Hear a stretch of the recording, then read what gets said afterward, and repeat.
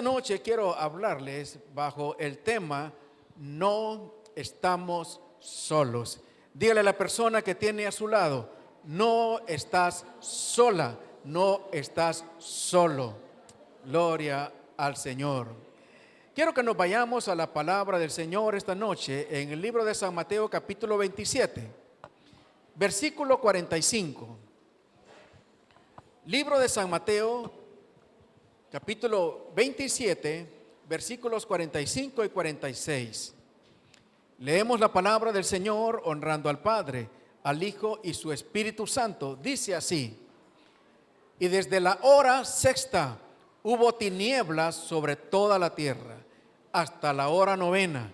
Cerca de la hora novena, Jesús clamó a gran voz, diciendo: Elí, Elí, lama sabactani. Esto es: Dios mío, ¿por qué me has desamparado? Siempre que nosotros revisamos la palabra y nosotros nos vamos a los evangelios, encontramos al Señor Jesucristo teniendo esa comunión con el Padre, orando siempre. Y sabemos que siempre el Señor se dirigía al Padre y siempre le decía: Padre, Abba Padre. Pero aquí el Señor le está diciendo: Elí, Elí, Dios mío, ¿por qué me has desamparado? Aquí el Señor estaba en la cruz y estaba en ese momento, tenía 6 horas de estar colgado en aquella cruz. Ya se estaba asfixiando por la presión de estar colgado en aquella cruz después de haber pasado un sinnúmero de situaciones traumáticas. Y dice que eran como las 3 de la tarde y el Señor hace esta exclamación. Y esta exclamación nosotros encontramos aquí y es bastante extraña. Para mí ha sido bastante extraño que el Señor pudiera declarar o que pudiera sentirse desamparado de Dios, que pudiera sentirse asolado, solo, porque siempre Él se mantuvo, Él siempre supo que Dios estaba con Él. Inclusive la noche anterior, cuando Él estaba padeciendo una situación de tristeza extrema, ¿verdad? Quizás llegando a depresión, cuando de su rostro bajaban gotas de sangre, dice la palabra del Señor, inclusive ahí un ángel de Dios descendió y lo consoló. No estaba solo. Pero en este momento el Señor declara: ¿por qué me has dejado solo? ¿Por qué me has desamparado? Y encuentro aquí, yo se lo marqué ahí, que también algo sobrenatural pasó en ese tiempo. Y eso que sucedió, que no se ha podido ver en toda la historia de la humanidad, es que la tierra entera estuvo bajo un manto de oscuridad por 6 horas. Nunca, ¿verdad?, se ha conocido que haya ningún eclipse que dure 6 horas. Los eclipses duran minutos. Algo estaba sucediendo ahí. Algo estaba pasando ahí en lo espiritual que tenía que ver con el mundo entero y que tenía que ver con un manto de tinieblas que había arropado a toda la tierra por 6 horas. ¿Qué estaba sucediendo aquí? ¿Por qué aquí el Señor Jesucristo se sentía en soledad? ¿Por qué el Señor Jesucristo se sentía desamparado? Y yo busqué muchas opiniones. Busqué muchas opiniones acerca de qué piensan los que estudian la palabra de Dios. Y hay opiniones diversas. Hay muchas cosas, ¿verdad?, que los estudiosos de la palabra opinan. Pero lo que podemos encontrar en este preciso momento es esa separación en ese tiempo de tinieblas que tenía Dios con Cristo al estar cargando el pecado de todos nosotros. Porque el Señor pudo experimentar abandono, y nosotros podemos ver cómo lo abandonaron sus amigos, cómo lo abandonaron sus discípulos, cómo Judas por algunas monedas lo traicionó, y el Señor aún así le dice amigo. Vimos también cómo los apóstoles, como los discípulos, aquel que había dicho: yo nunca te voy a dejar, yo nunca te voy a abandonar, y si me es necesario morir contigo, también voy a morir. Vimos cómo también lo negó y lo insultó para poder convencer a aquellos de que él no era parte de aquel grupo y para poder salvar su pellejo. Estamos hablando del apóstol Pedro, y todos los demás apóstoles se fueron y se escondieron. Y el Señor entonces experimentó una soledad absoluta. No estaban los que acostumbraban estar siempre a su alrededor. Entonces Él experimentó ese tipo de soledad. Pero en ese preciso momento, a las 3 de la tarde, a la hora que se hacían los sacrificios de los corderos para expiación de los pecados, precisamente el Señor estaba cargando la culpa de todos nosotros, y en ese momento Él sintió lo que es estar separado de Dios. La peor soledad y la peor separación que puede experimentar el ser humano es estar separado de Dios. Y la Biblia nos dice que viene un tiempo, y ese tiempo se le llama el día de Jehová, que igualmente es un tiempo de tinieblas y de oscuridad. Entonces yo encuentro aquí que hay una relación. Cuando el Señor está pagando nuestras culpas, ese manto de tinieblas y de oscuridad se ciñó sobre toda la tierra.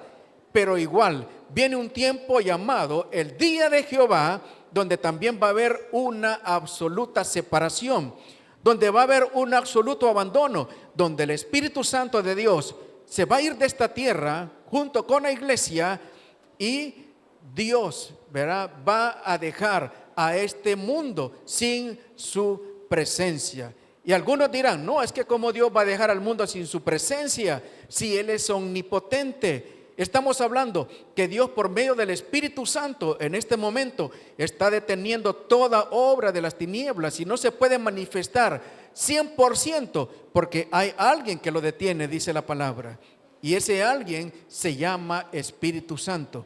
Entonces, en ese tiempo que se conoce como el día de Jehová, igualmente va a haber una separación. Entonces, ¿qué fue lo que hizo Jesús hace 2000 años en esa cruz? Lo que el Señor hizo en esa cruz es que ese tiempo de separación que viene para aquellos que no reconozcan el sacrificio de Cristo en la cruz, no lo vamos a sufrir nosotros, porque ya Él pagó. Porque esa separación Él ya la sintió. Entonces nosotros no vamos a pasar ese tiempo que se llama el día de Jehová, que es tiempo de tinieblas y que es tiempo de oscuridad. Ahora, la Biblia dice que nosotros no vamos a enfrentar el día de Jehová, pero la Biblia sí dice que vamos a enfrentar algo que se conoce como el día malo. Y dice el libro de Efesios capítulo 6 versículo 13: por tanto, tomad toda la armadura de Dios para que podáis resistir en el día malo, y habiendo acabado todo, estar firmes. Entonces, no vamos nosotros como pueblo de Dios, como pueblo que ya el Señor pagó esa culpa y esa separación, Él ya la sintió, nosotros no la vamos a pasar. Pero durante el tiempo en que el Señor no venga y nos lleve, nosotros tenemos que enfrentar algo que la Biblia lo llama el día malo. Hay una diferencia entre el día de Jehová y el día malo, y eso es lo que yo quiero que esta noche nosotros revisemos por medio de la palabra del Señor. Que muchas veces nosotros, no es muchas veces, tenemos en este mundo que enfrentar el día malo, y en ese momento, en ese tiempo donde nosotros enfrentamos el día malo, igualmente nosotros muchas veces nos sentimos desamparados. Igualmente muchas veces nosotros nos sentimos solos. Y quiero tomar como ejemplo esta noche la vida del rey David, o la vida de David. Y nosotros ya conocemos muchas cosas, ¿verdad?, de las que tuvo que enfrentar David. Y en el tiempo en el cual Dios escoge a David, y lleva a cumplirse la promesa de que él iba a ser un rey, pasó muchas dificultades David, pasó muchas situaciones David, pero nosotros no encontramos que David en ningún momento se haya sentido solo, o que en algún momento le haya reclamado a Dios, o que él haya encontrado algún despropósito en lo que Dios hacía con él. Y cuando David llega a ser el rey de Israel, cuando la promesa de Dios se cumple en su vida, en el capítulo, en el segundo libro de Samuel, capítulo 5, yo solo le hice un resumen aquí, porque yo encuentro en este capítulo de David muchas victorias. Si usted lee este capítulo, va a encontrar que del versículo 1 al 5, ahí David es proclamado el rey de Israel. Al fin, la promesa de Dios se cumplió en su vida. Del versículo 6 al 10, David llega a tomar la fortaleza que espiritualmente, ¿verdad?, es una ilustración de lo que es estar en la presencia de Dios, conocida como el monte de Sión. Y David se establece ahí. Del versículo 11 al 12 encontramos alianzas que David comienza a hacer con sus vecinos, y encontramos la alianza con Irán. Irán, un arquitecto, Irán, un proveedor de materiales de construcción y quizás un constructor muy reconocido en aquel tiempo, le dice a David, yo voy a construir tu casa. Del versículo 13 al versículo 16, ahí encontramos a David ya estando establecido, teniendo muchos hijos ya nacidos ahí en Jerusalén, hijos ya bajo la cobertura de su reinado, con muchas mujeres, sí, ¿verdad? Pero igual encontramos a David teniendo tiempos de paz y pudiendo ver crecer a sus hijos.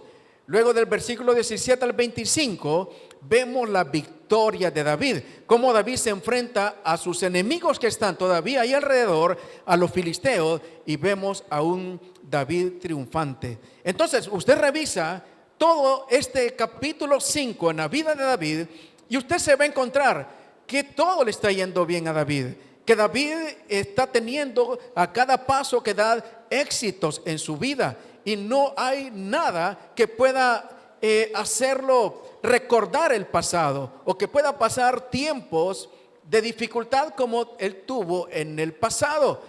Y cuando nosotros nos trasladamos al versículo 6, David hace algo digno de alabar, ¿verdad?, digno de admirar, y es que él dice: voy a traer el arca de la presencia de Dios, porque en los tiempos de Elí, ¿verdad?, del sumo sacerdote Elí, y sus hijos eran personas, ¿verdad?, que deshonraban a Dios, también eran sacerdotes. En una batalla con sus enemigos sacaron el arca del pacto ahí al campo de batalla, ellos queriendo utilizarla como un fetiche, ¿verdad?, como que si solamente la presencia del arca les iba a dar la victoria, y ellos viviendo vidas de pecado. ¿Sabe qué sucedió en ese tiempo? Israel tuvo una tremenda derrota. Muchos murieron en el campo de batalla, y el enemigo se llevó el arca del pacto, el arca que simbolizaba la presencia de Dios. Y el enemigo lo pone en su templo, pero en ese templo sucedían cosas que el siguiente día, cuando los sacerdotes paganos iban a oficiarle o a darle incienso a sus dioses falsos, esos dioses falsos estaban decapitados, sin manos y sus pies tirados en el suelo. Y aquellos hombres dijeron: no podemos tener esta presencia acá, y la enviaron de nuevo, y estuvo en Israel, y David quiere llevarla y tenerla él en su palacio.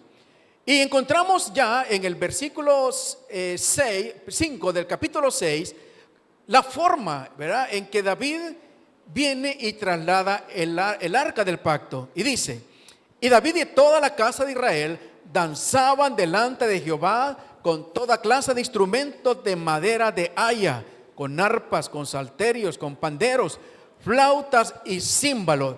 Era una procesión, le llamábamos en mis tiempos.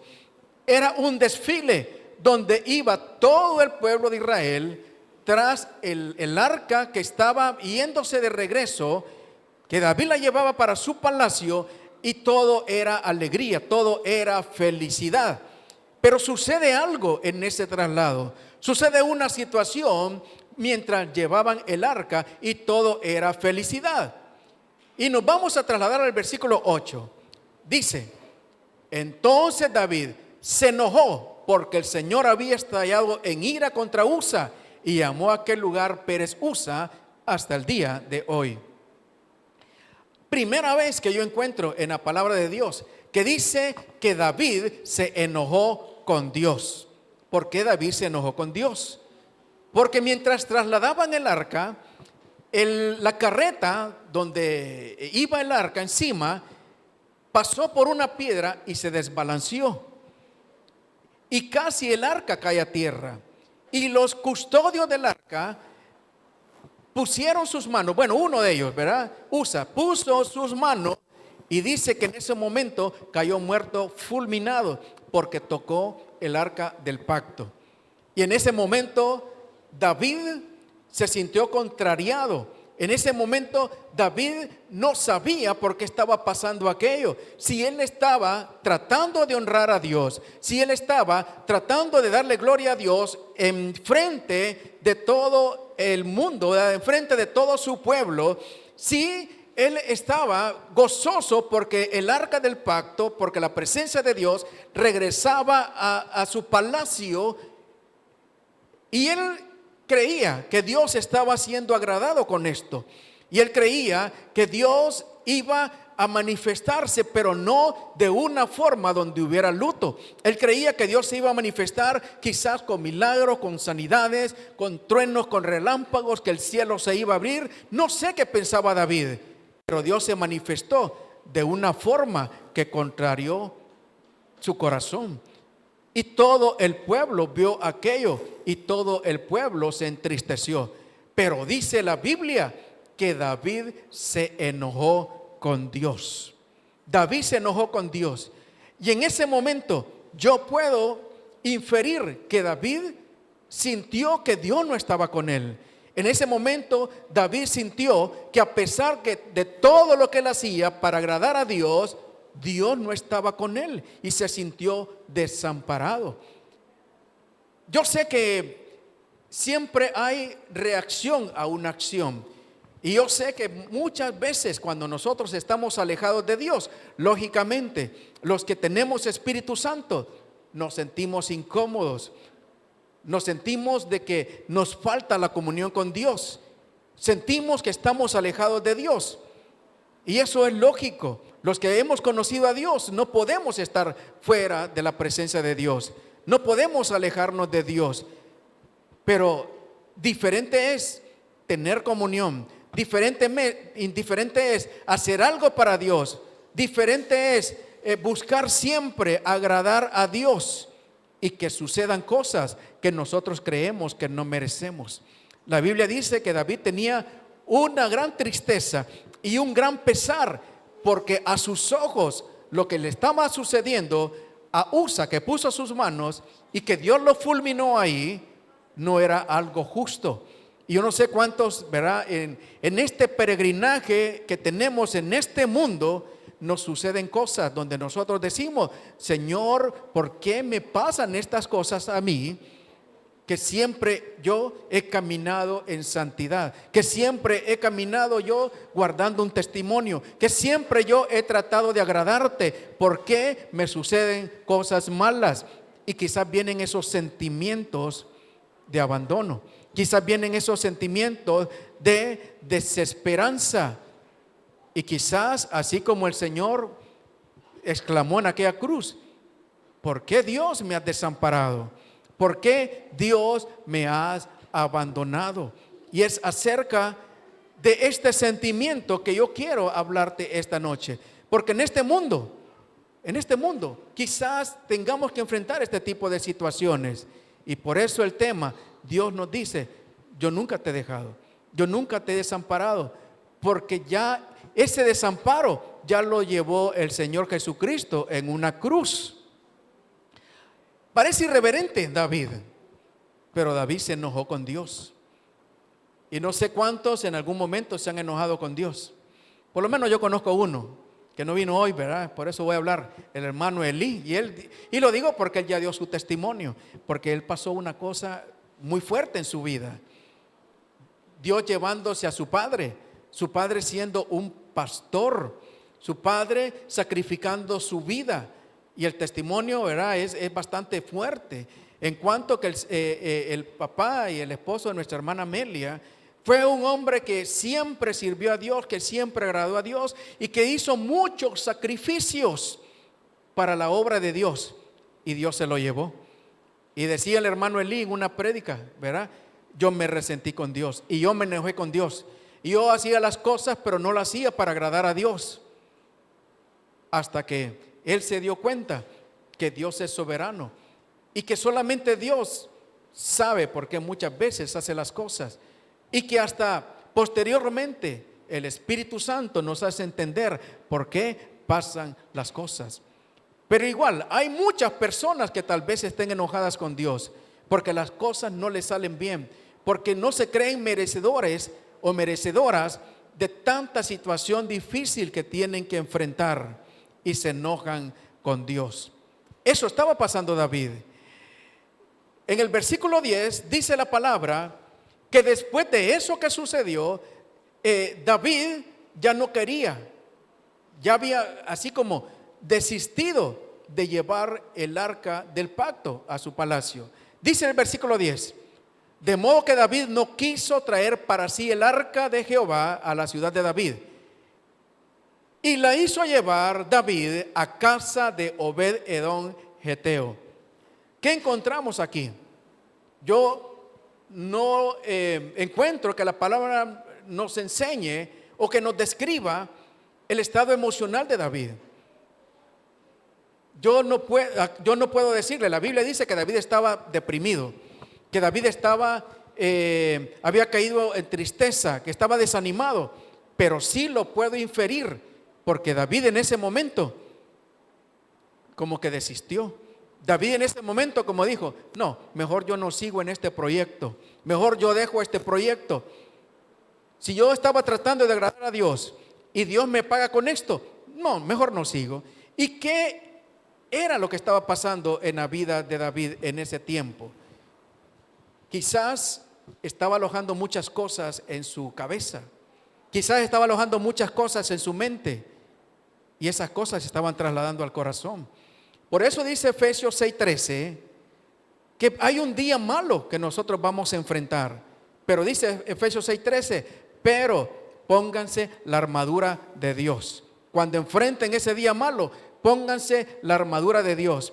Porque seguro es que el enemigo va a utilizar esa mala experiencia para hablarte a tu corazón, para jugar con tu mente, para poner pensamientos negativos, para poner pensamientos de tristeza, para decirte que no vale la pena, para decirte que tomes otro camino, que estás por el camino equivocado.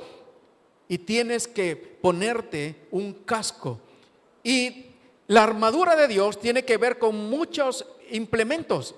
Y uno de ellos es el casco, el yelmo, dice la Biblia. El yelmo de la salvación. Y el yelmo iba en la cabeza y servía para proteger la cabeza en cuanto estar en el campo de batalla y que el enemigo fuera a tocar ese lugar tan sensible como es la cabeza. Pero espiritualmente nos dice que nuestra cabeza es el lugar donde están nuestros pensamientos, es el lugar donde se desarrolla lo que nosotros conocemos como alma. Las intenciones del corazón, la conciencia está en nuestra cabeza. Entonces, así como David en ese momento se sintió tan desanimado que dijo, no voy a seguir con esto. Aquel hombre, un guerrero que no se detenía ante nada, aquel hombre que ni siquiera el gigante Goliat lo pudo atemorizar, lo pudo amedrentar, en ese momento estaba tirando la toalla. En ese momento estaba diciendo, yo no sigo con este proyecto. Entonces, ¿qué estaba pasando con David? No sabemos cuántas cosas estaban pasando por su cabeza. Lo que sí sabemos es que tuvo un tiempo donde él dijo, yo no sigo con esto. ¿De cuánto fue ese tiempo? Fueron 3 meses. Y porque la Biblia lo dice, que el arca la llevaron a la casa de un hombre llamado Obed-Edom Geteo, y la tuvo ahí por 3 meses. ¿Y sabe qué pasó en esos 3 meses?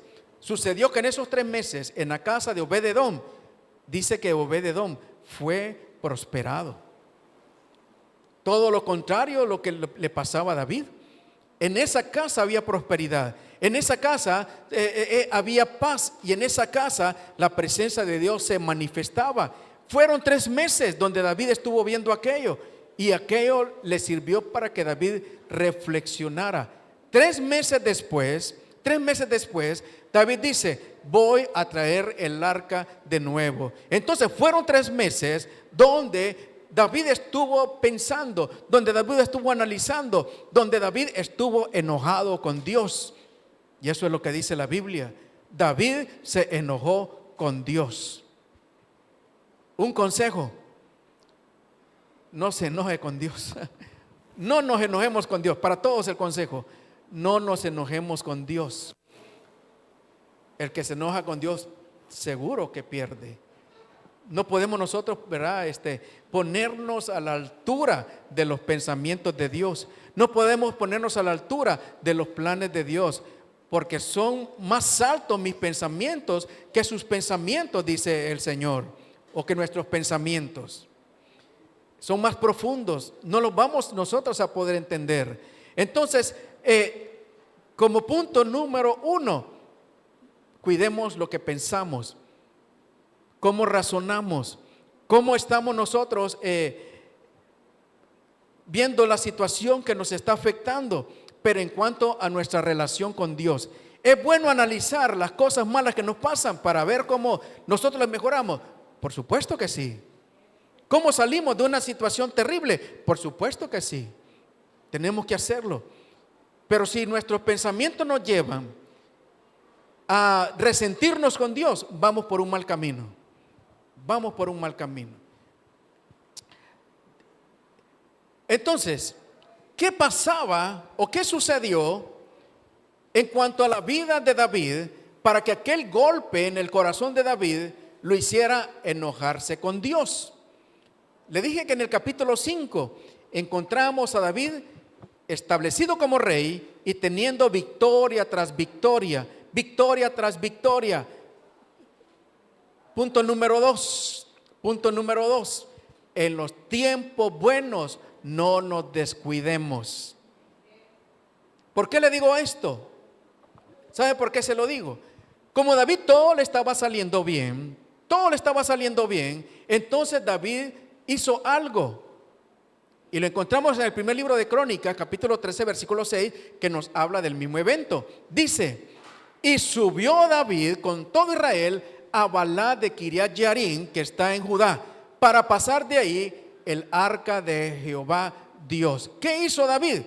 Simplemente tomó una decisión. Y esa decisión era una decisión importante porque involucraba algo que tenía que ver con la voluntad de Dios. ¿Y por qué tenía que ver con la voluntad de Dios? Porque la forma en que David llevó el arca fue de una forma incorrecta. Ya Dios había dejado establecido, y David debía de conocer que Dios había dejado en su palabra escrito que el arca debía de llevarse por medio de sacerdotes con unos palos. El arca tenía unos anillos donde iban unos palos atravesados, y que tenía que llevarse en los hombros de los sacerdotes. ¿Y cómo lo hizo David? Lo puso en una carreta con 2 bueyes jóvenes, nuevos, dice ahí, ¿verdad? Pero sabe que esa fue la forma en que los filisteos la mandaron. ¿Cómo lo hizo David? Exactamente como lo hicieron los paganos, no de la forma en que Dios ya lo había dejado establecido. Y segundo, Dios había dicho: no vayan a tocar el arca, no vayan a profanar el arca. Y pues sucedió, ¿verdad?, que tocaron el arca. Entonces, ¿qué fue lo que pasó? Lo único que sucedió fue que la palabra de Dios se cumplió. Eso fue.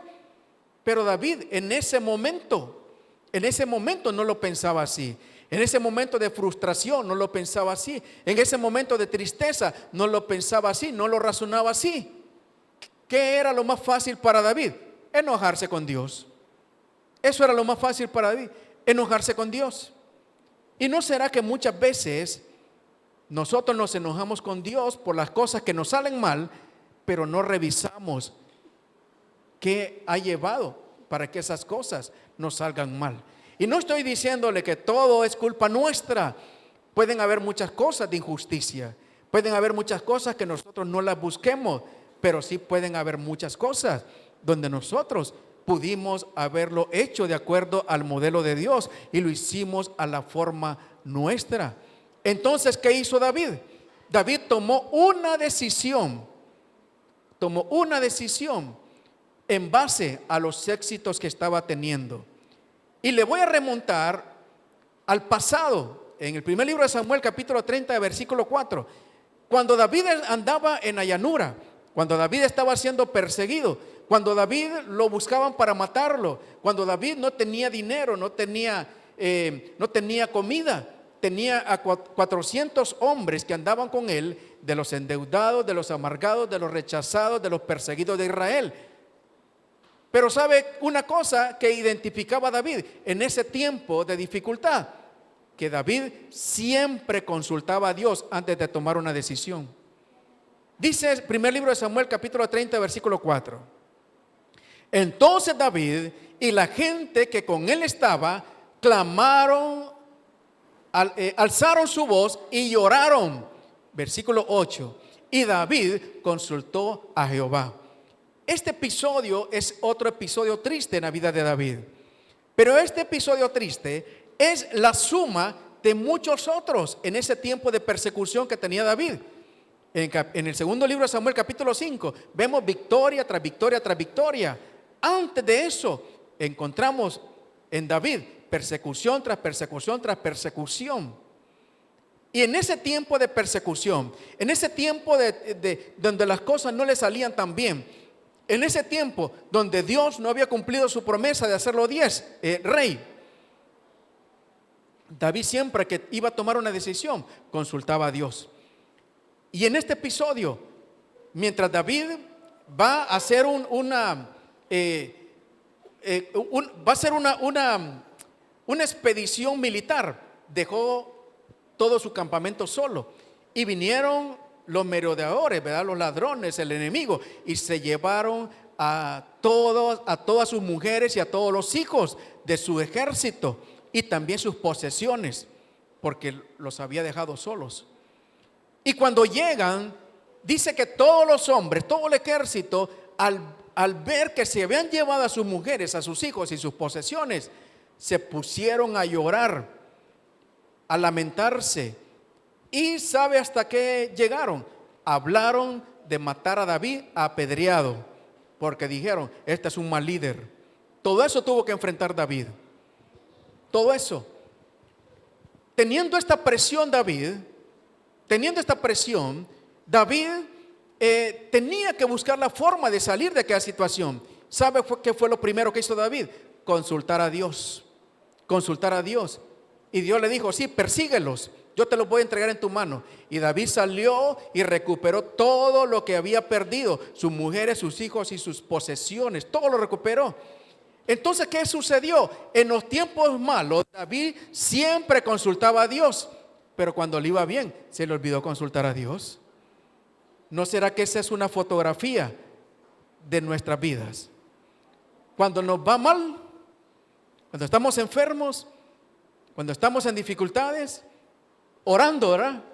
Orando. No nos perdemos los cultos, no nos perdemos los tiempos de oración. Ponemos ahí la alarma a las 3 de la mañana, ¿verdad? Y ni siquiera suena la alarma, sino que Dios nos despierta a orar para salir de aquella situación. Ahora, cuando todo nos va bien, ¿verdad que ahí no consultamos a Dios?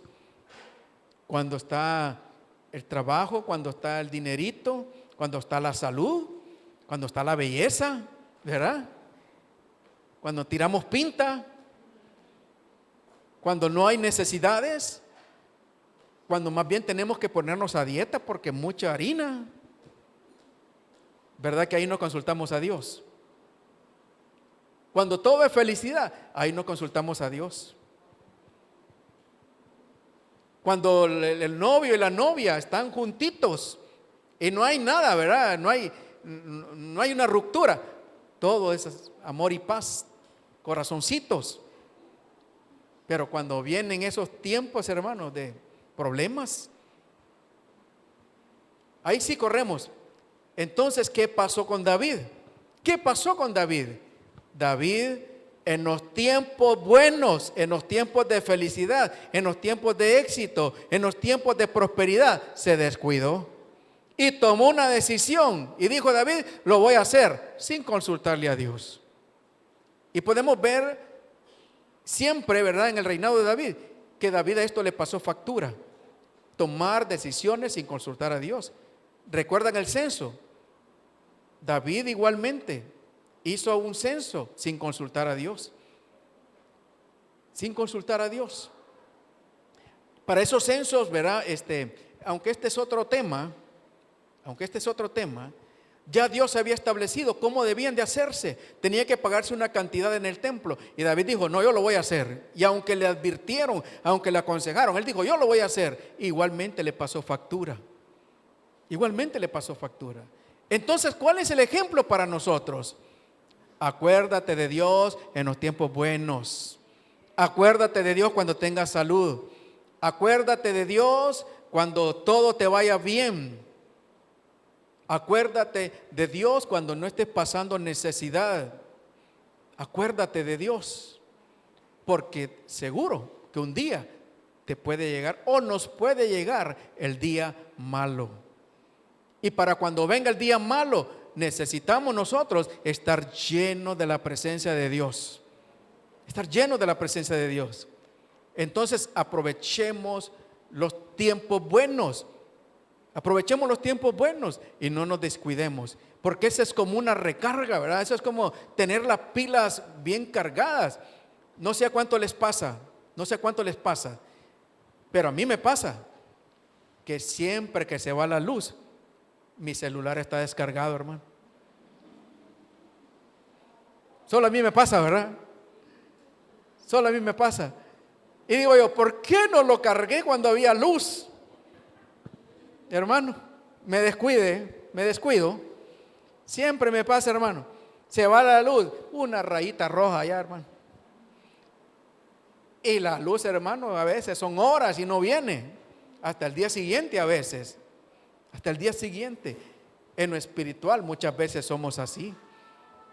Por no aprovechar los tiempos buenos, ¿verdad? Y buscar de Dios y estar llenos de Dios, porque eso nos va a servir para cuando vengan los tiempos malos. Entonces lo que hacemos es solamente gozar de los tiempos buenos, tomamos nuestras decisiones sin consultar a Dios, y cuando vamos y tropezamos, entonces ahí nos damos cuenta que debimos antes acudir a Dios. Primer libro de Crónicas, capítulo 15, versículo 25, dice: fueron a traer el arca del pacto de Jehová de casa de Obed-edom con alegría. 26. Y ayudando Dios a los levitas que llevaban el arca del pacto de Jehová. Punto número 3. Que venga el día malo no significa un abandono de Dios. Dios es un Dios de segundas oportunidades. ¿Cuántos dicen amén? Pues no. Es un Dios de terceras, de cuartas, de quintas, de sextas, de séptimas, las que sean. Dios siempre nos va a dar muchas oportunidades. Y cuando David, después de 3 meses, reaccionó y dijo: no, es que en realidad yo me equivoqué al enojarme con Dios, porque Dios no obra injustamente. Dios ha prosperado a Obed-edom, lo ha prosperado. Y Obed-edom era levita. Hay algún día se lo voy a explicar. Entonces David dijo: no, esta vez voy a hacer las cosas como Dios las quiere. Esta vez voy a hacer las cosas como Dios las ha dejado escritas en su palabra. ¿Y qué hizo David? Nuevamente trajo el arca, pero ahora lo trajo de la forma como Dios quería. con los levitas cargando el arca del pacto en sus hombros. ¿Y qué dice la Biblia? Y Dios ayudó a los levitas. Dios ayudó a los levitas. Entonces cuando David se le pasa, verá, el enojo, cuando David se le va aquella frustración que tenía, y cuando David analiza las cosas y se da cuenta que en Dios no hay ningún tipo de injusticia, entonces David regresa y dice: lo voy a hacer de nuevo, pero esta vez lo voy a hacer bien. Y siempre le agregó la alegría, siempre le agregó el salterio, la danza, la música. Siempre el pueblo iba con él, pero ahora de la forma correcta. Entonces, ¿qué sucedió? Entonces, ¿qué pasó? Ahí se manifestó Dios diciéndole a David: aquí estoy. ¿Cómo? Ayudándole a los levitas. Y llevando David el arca a su palacio y lo puso en una tienda que se conoce como el tabernáculo de David, porque estaba al alcance de todos. David podía entrar y adorar a Dios, y ese es un símbolo de que en este tiempo nosotros tenemos un tabernáculo abierto. Por eso la Biblia dice que Jesús vino a restaurar el tabernáculo caído de David. Y en este tiempo, ese tabernáculo donde no era necesario tanto ritual, es el tiempo donde Dios dice: pueden entrar confiadamente delante de mi presencia, porque ese día de la separación, donde ustedes estaban separados de mi presencia por el pecado, ya lo llevó Jesús. Ese tiempo de desamparo, de soledad, ya lo llevó Jesús, y ustedes pueden entrar al tabernáculo que Dios se manifestaba en el palacio de David. Entonces, que venga el día malo no significa un abandono de Dios. Y si hay alguna persona que está pasando el día malo, no significa que está solo. Ese desamparo no es para ti, ya el Señor lo llevó en sus espaldas. Decía el libro de Efesios capítulo 6 versículo 13, cuando nos alertaba el apóstol Pablo de que viene un día malo, decía el apóstol Pablo: pónganse la armadura de Dios. ¿Qué es ponerse la armadura de Dios? Es un simple declarar algo y ya, un mantra, como dicen, ¿verdad? Los que ¿cómo se llama? Hablan de las religiones hindúes, que vas a repetir unas palabras mágicas ahí. Ponerse la armadura de Dios no es eso. La armadura de Dios significa que por medio del Espíritu Santo, Dios nos ha dejado áreas en nuestras vidas donde esas áreas están cubiertas. Ya hablamos del yelmo de la salvación. Por medio del Espíritu Santo, el Espíritu Santo es quien nos redarguye, el Espíritu Santo es quien nos habla, es nuestro maestro, es quien nos guía. Entonces tenemos una protección. La espada del Espíritu, nosotros sabemos que es la palabra de Dios, y por medio del Espíritu Santo nosotros recibimos esa palabra y se hace vida en nosotros. El escudo de la fe es saber que a pesar de cualquier circunstancia, Dios está con nosotros. Entonces, ¿quién es el que activa esa fe en nosotros? El Espíritu Santo. Entonces, punto número 4, no estamos solos. Dios nos dejó al Consolador.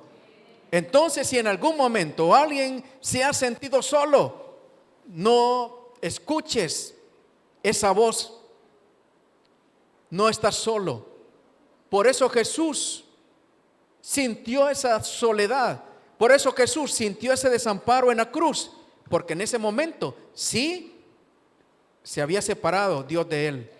Porque Dios no puede ver el pecado. Pero esa separación, ese desamparo, esa soledad, en ese momento donde Jesús estaba entregando su vida, era para que nosotros fuéramos libres de ese desamparo, de esa soledad. Y nos dejó, dice en la palabra, otro Consolador.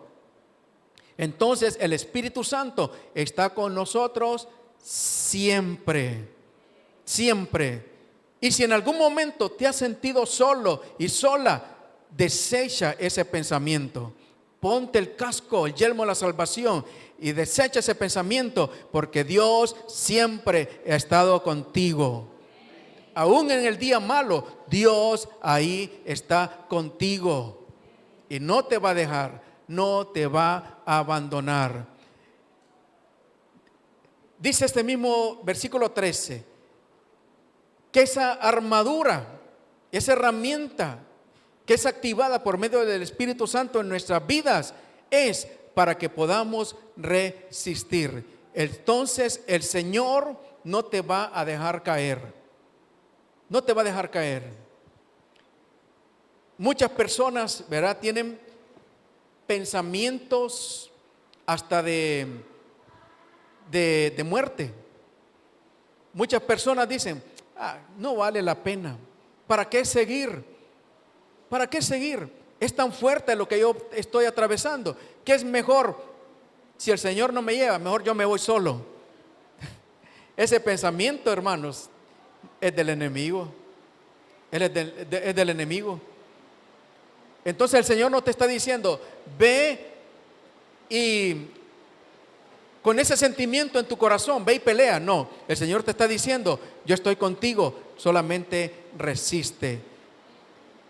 Por cuanto no estás solo, el Señor no te va a dejar caer. Dígale a la persona que tiene a su lado, no te vas a caer. No vas a caer. Que se caigan los borrachos en Navidad, ¿verdad? Que amanecen ahí todos arrojados en las banquetas. Pero los hijos de Dios vamos siempre a estar firmes. Y dice, y habiendo acabado todo, entonces el día malo tiene un tiempo donde va a caducar. Tiene un tiempo de caducidad. El día malo no es para siempre. Quizás podemos tener tiempos prolongados de día malo, porque si hay cosas muy fuertes que no se olvidan tan fácil. Un abandono en cuanto a la relación, ¿verdad?, matrimonial, un quebranto de corazón, de un rechazo, de encontrar una infidelidad. Eso no pasa así nomás. Eso no es como David, 3 meses y ya. No, a veces son tiempos prolongados. Son tiempos prolongados, pero un día va a terminar. Un día va a terminar. El día malo tiene tiempo de caducidad. Entonces ningún día malo será permanente. Va a pasar, porque todo pasa. Este mundo va a pasar un día. El cielo va a pasar. Pastor, ¿cómo lo sabe? Jesús lo dijo. El cielo y la tierra pasarán, pero mi palabra dijo, no pasarán. Y su palabra dice, lo malo para tu vida no va a ser permanente. No va a ser permanente. Un día va a caducar. Con esto termino. Y al final dice, estar firmes. Al final, estar firmes. Entonces, en el día malo, en ese día malo, si le das lugar al Espíritu Santo, si dejas que la voz del Espíritu Santo sea tu guía y tu consolador, vas a estar firme. Y el hecho de estar firme ya para nosotros es avanzar. Para muchos, quedarse en un mismo lugar quizás es estar estancado. Pero a los hijos de Dios, cuando enfrentamos el día malo y nos quedamos firmes sin retroceder al mundo, es un avance. Vamos para adelante, porque estamos bajo la economía de Dios, estamos bajo el sistema de Dios. Entonces el Señor nos dice, por cuanto no estamos solos, estarás siempre firme.